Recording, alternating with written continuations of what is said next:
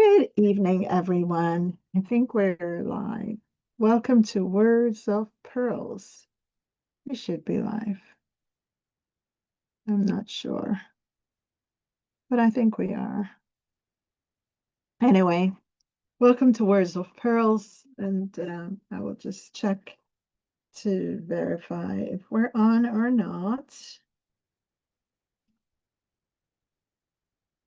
If you're new, right?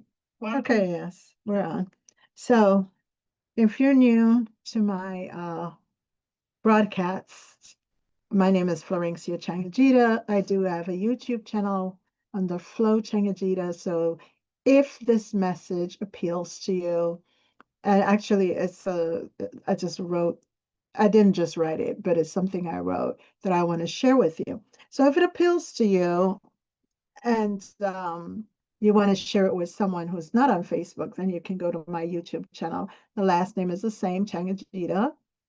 The first name is Flo, F-L-O. So, uh, I entitled this, it's a long title, and I actually didn't put a title on the Facebook page, but it is that you are the master of the unspoken word, but the spoken word is your master. So, here goes. Give careful consideration to the words you will utter. Your thoughts unspoken, no one knows. But as soon as they're muttered, your intention is known. You may plan conversations in your head, but until they're said, you maintain control. Once spoken, they own you. A bridled tongue keeps peace, builds cities, and saves lives. An unbridled tongue is like an atomic bomb. It sets lives and homes on fire and erases them to the ground. Our speech identifies who we are. It causes us to be judged or accepted. It can free or convict us because it reveals the table of contents of our lives. Hold on to your words until they make sense. For whatever you speak, you cannot retract. You simply cannot take back. Whatever you speak will come to life. Whatever you speak will shape your world. Whatever you speak now masters you. So I just wanted to share that. That's a poem I wrote, but it says a lot, I think, because so many times, when we see people quiet, we're usually, I don't know if you do this, like you see the kids quiet or, your spouse or in someone being in a pensive mood, or sometimes you may be the one and someone comes and say, hey, penny for your thoughts, or what are you thinking? What's going on? Is everything all right? And depending on how you look, may give a clue as to it could be something grave or it's something that it's not an issue. It's just that you're in a reflective mode, right? But the moment you speak, like sometimes you may not know what a person thinks about you and they may give you a backhanded compliment, and then you know what they really think about you. I always say people's words, our words telling us, right?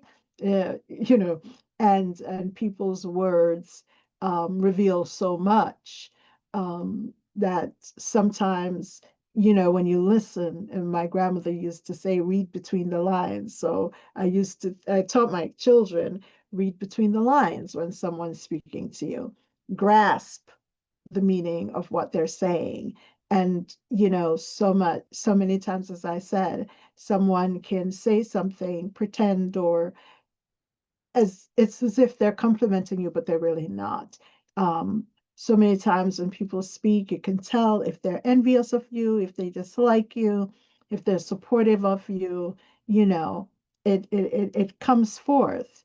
And for those who listen carefully, we have two ears, so we ought to listen more intently than be so quick to speak, because when we listen, we hear and we can then, decipher and figure out like really what's going on and to think before responding.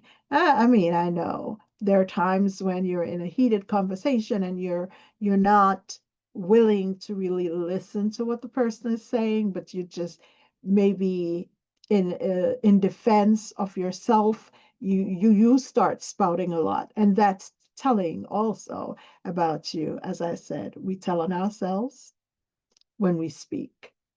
The Bible has in the book of Proverbs, it says, even a fool, when he's silent, seems wise. So, um, and as my one of my children would say, if you can say more with less words, that's really better. Unfortunately, too many times we want to say a lot and expound on things, and so we can go on and sometimes get ourselves in trouble. We've seen situations with hot mics and so forth and so on. And but I pray that you get the gist of what I'm saying, that your thoughts, when not spoken, you are in charge of them. But then once you speak, once it comes out, you're no longer in control, because a word once uttered lives. It's alive and you can't take it back. All right. So with that, I bid you adieu. I say good night. Know that I do love you. And as always, God the Father, Son, and Holy Spirit loves all of us so much more. Have a wonderful weekend and a great tomorrow for those who are worshiping on tomorrow. A blessed day of worship, praise, and prayer. All righty. And a wonderful rest of the Sabbath. I don't think the sun is set as yet. So, for those who worship on Sabbath like myself, enjoy.